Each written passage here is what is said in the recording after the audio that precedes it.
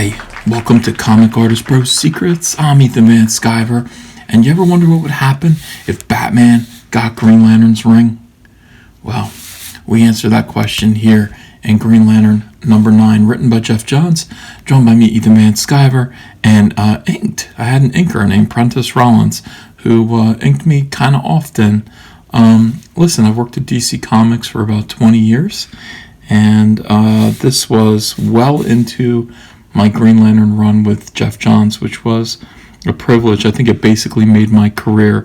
And most people who you ask today, if you say, hey, what does Ethan Van Sciver draw? And they'll say he draws Green Lantern, largely because of my work with this fellow right here.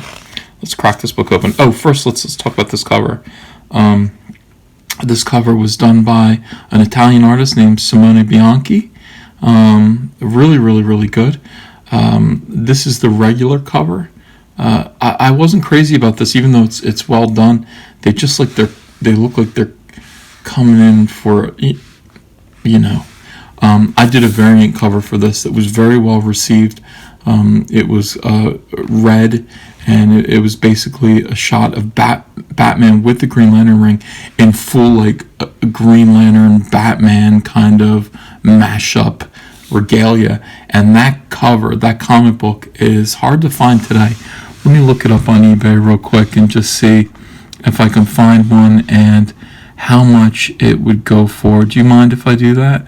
The thing about variant covers is that most of them don't really mean anything. They might be a little bit rare, but they don't.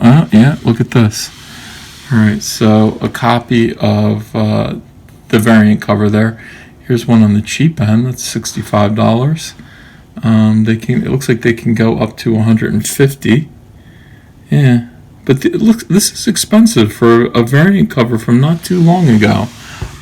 People and why is that variant so expensive? People wanted it. People just liked the image, so that's really flattering. That's an honor. I have another variant cover that's also like that, and that was the variant to Batman number 1, which I did. It's the beginning of the Scott Snyder and Greg Capullo run. I was thrilled to do a variant for that, and that variant is also hard to get and expensive, but mostly because it is the rarest book that you can get for a beloved and soon-to-be legendary run on Batman between Scott Snyder and Greg Capullo. So good luck finding that. It's tough to get. Look at this. Let's crack this book open. Looks like we've got a guy here running from a saber-toothed tiger. This was insane. I don't really understand. Okay, so there's a saber-toothed tiger running, and it looks like he's chasing this guy who's running towards this blimp. And he gets on the blimp, and he makes it just in time. But then this kind of bat skull scares him and makes him fall off the blimp. And he goes on the ground like that. I don't know what it is, but when you draw somebody who fell from a height, you have to have one leg bent behind his back just to show, ow, that really hurt, and he's dead. I figured that's what would happen if I've never seen it. I don't go looking for gory pictures like this. I mean, I do look at crime scenes sometimes when I have to draw them, but I don't want to see what would happen to a human body that falls from this height. I imagine the concrete cracks and his leg gets bent behind him. And then the bat and the saber-toothed tiger approach the dead man with the briefcase, and then they kind of swirl away. Mysterious. Very weird. And it's because we meet the guy who made those things. This is our new version of the Tattooed Man. Tattooed Man had been around for a long time. He was kind of a Popeye the Sailor type. Jeff and I wanted to redo him because he's kind of a famous Green Lantern villain, and we decided to do him as a kind of ex-Marine. We made him black, and which was fun because I got to draw all these crazy tattoos all over his body, and I don't know, he's got nice fatigues on, and it looks like he's holding a tattooed gun, which I must have had to have done research on. Everybody always asks me, they're like, do you do tattoos? It's like, no, I don't do tattoos. I don't want to. Can you imagine touching someone? Like, I don't understand how people give massages and things like that. It's like, I don't want to touch anyone. It's like I'm selective about the people whose flesh I want to touch. And, you can't really discriminate when you are a tattoo artist. So the answer is no. But, to each their own. I have a few tattoos. I appreciate the people who had to touch me. Here we have, oh, look, his battery has been broken. I think it was broken by the shark.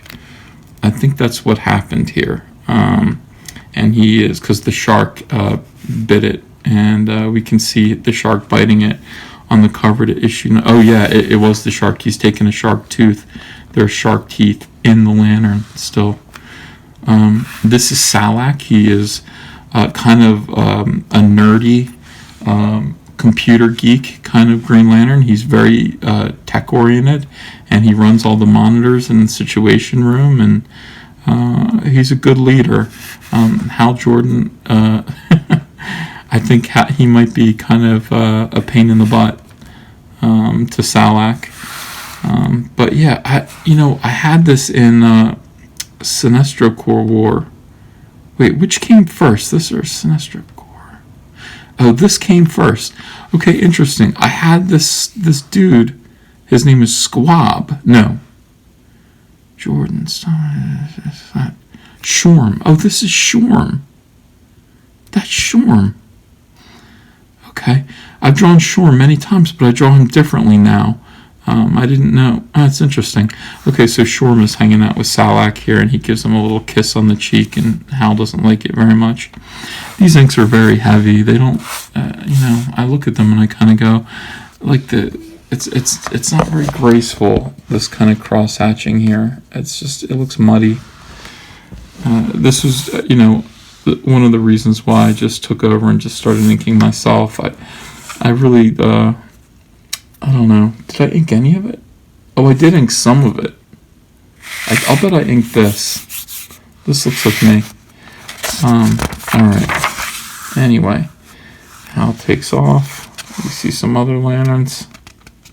It looks like I was getting tired. I feel like when I see this, I feel like I was just getting tired of drawing Green Lantern, and I really needed a break. Okay, so luckily I got a break. I got to draw a little Batman here. Batman's working in the dark in his bat cave. Colors are dark. This isn't very good. And then all of a sudden, green light shows up behind him, and here's Hal Jordan with just a ton of bats, and he's all lit up. I'm going to turn this sideways so I can get the whole image in. This is pretty good.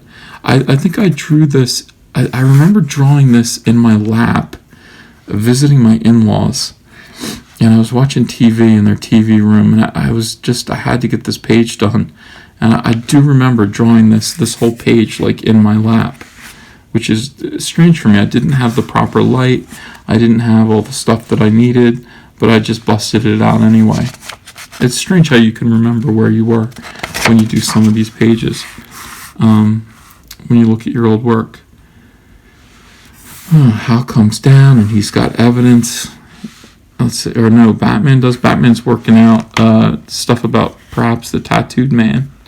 And the tattooed man is tattooing the crimes. And they're not that. These are, the weaknesses of these men who he's chased down and murdered.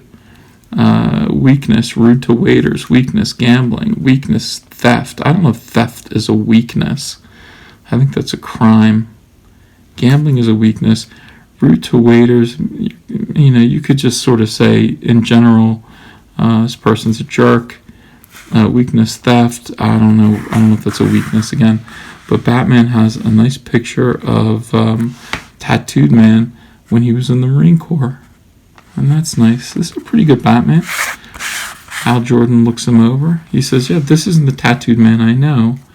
Tattooed man Abel Tarrant, he's in Blackgate. Now Abel Tarrant would be the original kind of sailor tattooed man. we wanted to make a much less silly version. And I think, Jeff and I, when we got on this book, it was, we kind of said, let's get some of these Earth, like the Green Lantern villains from Earth, and really soup them up and change them. And Black Hand was one of them, and the Shark, and Tattooed Man, and was there another one? Hector Hammond. We got our hands on all of those and souped them up. I always wanted to do Evil Star. I still do. Haven't gotten a chance. They still kind of consider Evil Star to be silly. Here's a big mistake here, but it's a nice callback to Green Lantern Rebirth. Hal Jordan, look at this. I got to redraw this shot here. Look, he reaches out for Batman's shoulder. This is the same exact shot from Rebirth number 6, except that was Batman's glove on Hal Jordan's shoulder. And here's a little fan service for you. Batman gives him a whack right across the face. And this is, of course, the same. This is a nice tribute to myself, except I reversed it.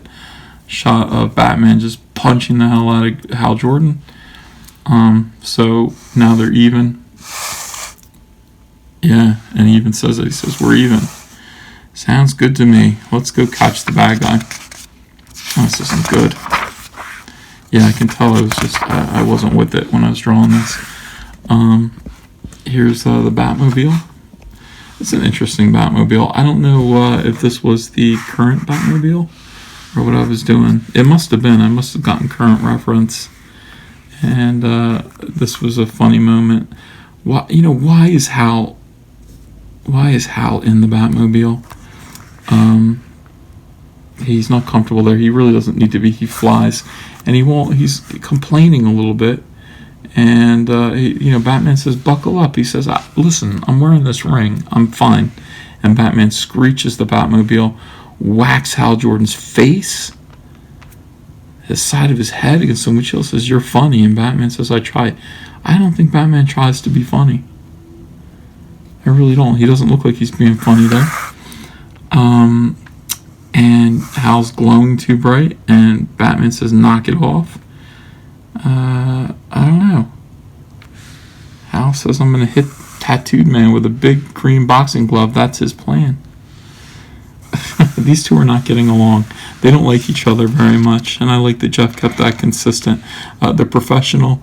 They work together, but their styles of working, they don't match. They don't blend very well. This looks like my inks. Speaking of inks, here we go. We got a nice tattoo happening here, a nice lion. All right, and look how spooky Tattooed Man is. And then green light comes through the motel window. This is pretty good. Tattooed Man. Oh yeah. I like this a lot. Yeah, that's a great motel. Hal Jordan's above it, shining all these lights down in on him, and he's popping out through the curtain. Okay, yes, it's, you know what it is? It's that I need to ink myself. When I'm just doing pencils, I don't like it. I really want to finish my drawings myself, and I must have been feeling that, because as I look at this book again, I haven't looked at this book since it came out, honestly. As I look at it again, I can feel my sort of like tension, like just let's get this thing out, let's get it done, rather than just enjoying it and trying to, drawing with a pencil for me is just not fun. It's just not fun. You draw with a pen and you get in there and it's like, it doesn't feel like everything that you're doing is redundant, because I could sit there and draw this railing in pencil, and then I just know that some poor slob has to go and ink over my pencils and just redo everything that I did. And it's just it's much nicer to be the guy who finishes it. So this is really, really good. I like this a lot. And this is me too. By the way, this is we talk about this. This is a Pigma Micron that I'm inking with. Now, all right, let's get one of these out here now. People do ask me, we talk about art supplies and what people use. These are Pigma Microns. This 03, this is way too thick. This edge is way too thick to ink fine detail with. Pigma Microns aren't bad. I mean, look, archival ink, that means it's going to stay black. The problem is that, first of all, the tips aren't very consistent.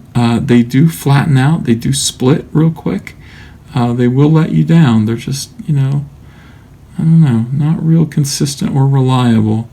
But I was using them for this, and I see as I look at them, it's like it's still all this like tiny fine detail here. Look at these two dragons fighting. That's an incredibly detailed panel. I've got the spotlights still going. I've got Hal Jordan here fighting birds, devils. I don't even, there's a lot of detail here, and for some reason it just looks like mud to me. It might be the colors too, but yeah. And here's the tattooed man. He's like, he can animate his own tattoos off his body. So he's got this kind of like, what do you call this? Barbed wire all over him. He can launch that barbed wire and cut up Hal Jordan's face with it. And this guy apparently, Jeff made his whole thing about finding people's weaknesses. And look, he had like bones on his face, like a tattoo of a skeleton hand. And that's coming up off his face now as well. Here's the barbed wire coming out of it. He's shooting it out of his hands. And then we have a nice splash page of Tattooed Man. Let me take this off here. Tattooed Man actually, all of his tattoos coming to life around him. Like, that's a nice variety of threats. He says, I see your weakness. It's arrogance. Arrogance. Hal's like, screw you. I think I inked this too. And all of those things. Yeah, I'll tell you. You know what it is? It's these colors are really, really muddy.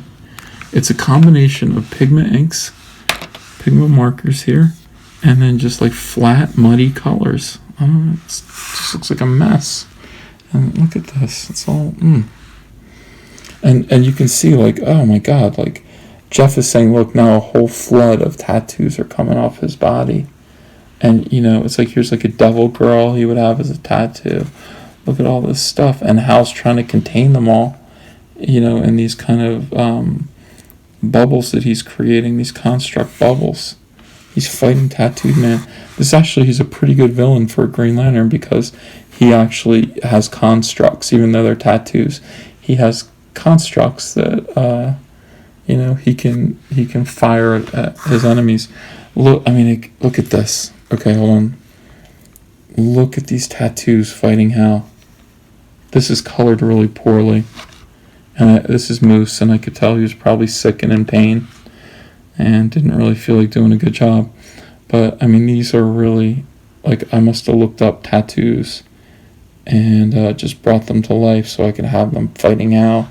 And it's all for nothing because it looks like garbage. Look at this. Oh, yeah. Yep. And these are my inks. I don't know what happened. He's got a nice Grim Reaper coming off of him. Look at that. Oh, he looks like a king. It's just sitting there like hanging out at the railing of a motel. Just sleaze, like rock and roll tattoos coming to life off of him. And then suddenly behind him, Batman. Boom. And I guess they're fighting here, yeah? Ooh, smashes Batman right through the windshield of a car that they land on in the parking lot. Meanwhile, Hal is doing his all. Boy, I wish this was colored better. This is painful. This is really painful. Look at the detail here. This is, really exquisite detail. A lot of work that I put in. Yeah, I could just feel this, the result of this, like this coming out and me just hitting a malaise. Me just being like, what's the point?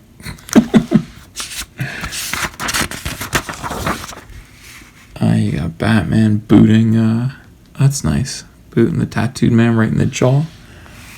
And Tattooed Man grabs him by the neck. This is really good too. It's really good. Ooh, really good. I like this. Look.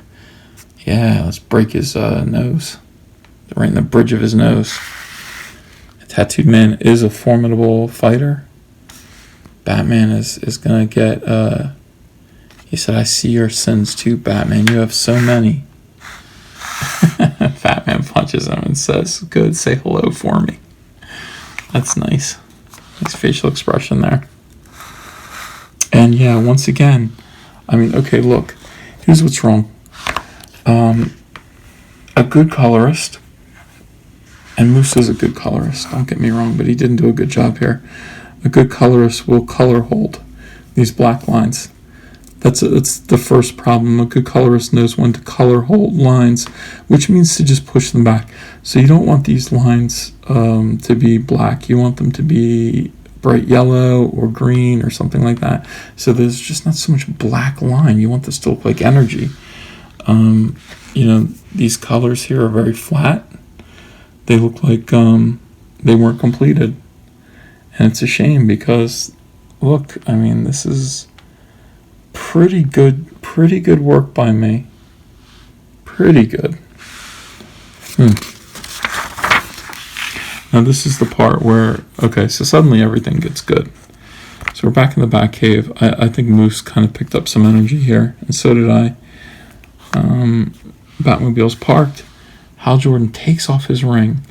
And here's our friend Hal with his bomber jacket, his costume kind of fading away. I like drawing things like this a lot. And I like Batman with his back turned. Very Darth Vader-ish shape that I like to draw for Batman. Wide squared off shoulders, longer ears. He hands his ring, he offers it to Batman. He says, it won't hurt. You gonna hit me if I don't? What, are you scared of a ring? Batman is not scared of a ring, so he takes it from Hal and he puts it on. Clear your head. These are good instructions on how to make a ring work. Clear your head, then picture something. It's not working. This isn't. You and I are different, but we have something in common. We both watched something happen we couldn't stop. Something we wanted to stop. Oh, Hal's referring to the death of his father. And of course, Batman is, his parents. The ring helped me overcome my greatest fear, and it can help you overcome yours too. Batman says, you need to think about that to get this to work. This is twisted. You don't think about it. You have to forget it. You can't forget it. But you can, at least for that split second, when your imagination takes over, live with it. Remember when the Batman was born. And Batman's going to try. Remember why. Yeah. Gritting his teeth, trying to remember. And boom. Here's what everybody wanted to see. Green Lantern, Batman. And this was the first time something like this. There was an Elseworld story where, there was what happened if Bruce Wayne got a Batman ring a little while ago. But this was the first time that Jeff and I toyed with the idea of other characters putting on other rings. And I think we were just about to create the Sinestro Corps. So this was an interesting experiment. Here's Batman. What's he doing? I mean, his ring's sparking out, and it's creating all kinds of things that are becoming construct bats all around him. It's his fear. It's everything that he remembers about being Batman. It's, or conquering his fear of these bats. And he's got a nice mixed symbol here. This was a pleasure to do, where you just take, the bat symbol, and then you mash it up with the Green Lantern symbol, and then you project it up off his chest. And it's exciting. It's really, really exciting. And Hal just says, take control of it. Put that horrible night behind you, Bruce. And Batman is hunched over, and he's trying to get control. And then he puts his ring up, and he makes something. What does he make? He makes his parents. And this is like a memory, like a realized three-dimensional memory brought to life. It's Batman can't believe it's the first time he is seeing his parents since they were killed. And look at him. Look at him like a child. They're looking down on him. And they look at him, and it's almost like a visitation, isn't it?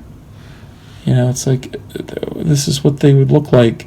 This is what their spirits look like in heaven. It's Batman reaches up, but in that moment, he doesn't want to do it. They disappear. He says, "Not yet, not yet.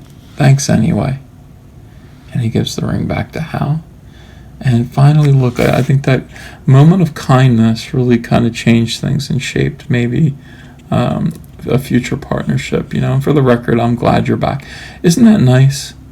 It's nice when you actually do this for someone who you're kind of in a spat with. You do something kind for them, and then sometimes you can find this moment where you realize, you both have a lot in common, and just one act of kindness can bridge a lot of gaps. Reminds me of me and Mark Wade, honestly. It's like me and Mark Wade, we don't have a lot in common, honestly, and we argue about things. But I brought him on this show. And I interviewed him, and we were kind to each other. I think we set a good example for the comics community. And this was our whole thing. It's like we would have hugged it out if we were actually together. And he says, "I'm glad you're back, Hal." Calls him Hal. First names. Me too, Bruce. Yeah, the end. That will ended nicely, And this was the last issue of Green Lantern that I did for a little while. After this, I was sent off to do Superman Batman. And those commentaries are available already right here on this channel. The 3 issues of Superman Batman. I continue to do some covers for Green Lantern. And I immersed myself in Superman and Batman until 3 issues in, when Jeff Johns called me back to do Sinestro Corps War. And that was my return to Green Lantern. And it was always back and forth. I would do something else. Jeff would call me back to do more Green Lantern. And he always called me back for things that were significant. And he said, one of the things he always said was, we did 3 issues here. We did 4, 5, and 9. And he said to me, nobody gives a darn about those issues. He's like, when you and I get together, it has to be for something big. We can't just be together to do little things like this. We have to get together to do big things like Sinestro Corps, or Blackest Night, or an annual. We have to create things together. Not just fill in issues here and there. And I didn't agree with him. I'll work with him anytime on anything. And to me, anything we do together is big. But I saw his point, and I think that it was helpful to me, because it kind of sent a message to DC Comics that they should only give me good projects. And I haven't really complained. I've gotten great projects, even to this day. So, this was my commentary track for Green Lantern number 9. And I hope you enjoyed it. I'll be putting up, I think I'm going to do, I better finish that Firestorm. Do another Firestorm installment today. I left you hanging there. Anyway, have a great day. Bye-bye.